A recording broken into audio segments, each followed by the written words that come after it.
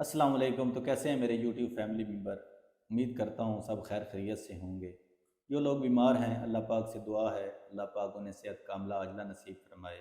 आज की वीडियो का मौजू है गीबत। कुरान मजीद में इरशाद है, ए ईमान वालों, बहुत से गुमानों से बचो कि बाज़ गुमान गुनाह होते हैं, और सुराग मत लगाया करो और किसी की गीबत ना किया करो। क्या तुम में से कोई इस बात को पसंद करता है कि अपने मरे हुए भाई का गोश्त खाए, सो उसको तुम नागवार समझते हो, और अल्लाह ताला से डरते रहो, बेशक अल्लाह ताला तौबा कबूल करने वाला मेहरबान है। हज़रत अबू हुरैरा रज़ी अल्लाह ताला अन्हु फरमाते हैं कि रसूलुल्लाह सल्लल्लाहु अलैहि वसल्लम ने फरमाया कि तुम जानते हो गिबत क्या है? अर्ज़ किया गया, अल्लाह और उसका रसूल ही सबसे ज़्यादा जानते हैं। आप सल्लल्लाहु अलैहि वसल्लम ने फरमाया, अपने भाई को इस तरीके से याद करे जो उसे बुरा लगे। इस पर किसी ने अर्ज़ किया कि अगर वो बात मेरे भाई में मौजूद हो जो मैं बयान कर रहा हूँ। उस पर रसूल अकरम सल्लल्लाहु अलैहि वसल्लम ने फरमाया, अगर तूने भाई का वो ऐब बयान कर दिया जिसमें वो है, तब तो तूने उसकी गिबत की, और अगर तूने उसके बारे में वो बात कही जो उसमें नहीं, तो तूने उस पर बोतान लगाया। हजूर अकरम सल्लल्लाहु अलैहि वसल्लम ने फरमाया, गिबत जना से ज़्यादा सख्त है। सहाबा कराम रज़ी अल्लाह ताला अन्हो ने अर्ज़ किया, या रसूलुल्लाह सल्लल्लाहु अलैहि वसल्लम, गिबत जना से ज़्यादा सख्त कैसे है? इरशाद फरमाया, जानी तौबा करता है, अल्लाह उसकी तौबा कबूल कर लेता है और उसे बख्श देता है, और गिबत वाले की उस वक्त तक बख्शिश ना होगी जब तक वो शख्स खुद माफ़ ना कर दे जिसकी गिबत की गई है। उलमा ने फरमाया कि किसी के गुनाह का जिक्र करना, कपड़े में ऐब बताना, नस्ब में कीड़े डालना, बुरे अलकाब से याद करना, उसकी औलाद को काले भिडंगे बताना, और हर वो चीज़ जिससे किसी का दिल दुखे, उस सब का करना हराम है और गीबत में दाखिल है। गीबत कई तरह से होती है, उसका सुनना भी हराम है। बाज़ मर्द औरतों को देखा गया है, गीबत का उनका ऐसा चस्का लग जाता है कि हर मजलिस और हर मौका पर गीबत ही करते और सुनते रहते हैं।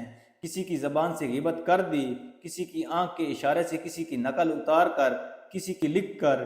गीबत के शौकीन मुर्दों को भी नहीं बख्शते, हालांकि ये इसलिए भी ज़्यादा ख़तरनाक है कि दुनिया में ना होने की वजह से उनसे माफ़ी नहीं मांगी जा सकती। गीबत करना और गीबत सुनना दोनों गुनाह कबीरा हैं, लिहाजा अगर किसी मौके पर किसी की गीबत होने लगे तो हाज़रीन को चाहिए कि उसको रोकें, और जिसकी गीबत हो रही हो उसका दिफा करें। अगर तरदीद करने की कुदरत ना हो तो दिल से बुरा समझे और वहाँ से उठ जाए। हज़रत अनस रज़ी अल्लाह ताला अन्हो से रवायत है कि हजूर अकरम सल्लल्लाहु अलैहि वसल्लम ने इरशाद फरमाया कि जिसके पास उसके मुसलमान भाई की गिबत की गई और वो उसकी मदद करने पर कुदरत रखते हुए मदद कर देता है, तो अल्लाह ताला दुनिया और आखिरत में उसकी मदद फरमाएगा, और कुदरत होते हुए उसकी मदद ना की तो अल्लाह ताला दुनिया और आखिरत में उसकी गिरफ्त फरमाएगा। हज़रत अनस रज़ी अल्लाह ताला अन्हो से रवायत है कि हजूर अक़दस सल्लल्लाहु अलैहि वसल्लम ने फरमाया कि जब मेरे रब ने मुझे महराज कराई तो मैं ऐसी कौम पर से गुज़रा जिसके तांबे के नाखून थे, और वो उनसे अपने चेहरों और सीनों को छील रहे थे। मैंने पूछा, ए जिब्राईल, ये कौन लोग हैं? उन्होंने जवाब दिया कि ये वो लोग हैं जो लोगों का गोश्त खाते हैं, यानी गिबतें करते थे और लोगों की आबरू रेजी करते थे। बहुत से मर्द और औरत मजलिस वालों को हंसाने के लिए किसी हाजिर या गैर की गिबत करते हैं या नकल उतारते हैं। उस वक्त तो ज़रा सी देर की हंसी में नफ्स को मज़ा आ जाता है, लेकिन जब उसकी सज़ा मिलेगी तो उस मज़ा का पता चलेगा।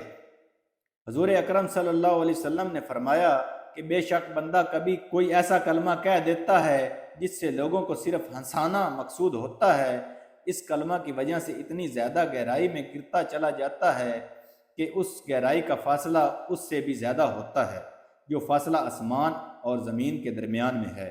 दुआ है अल्लाह सुब्हानो व तआला हम सब को गिबत जैसे कबीरा गुनाह से बचाए। आमीन सुम्मा आमीन।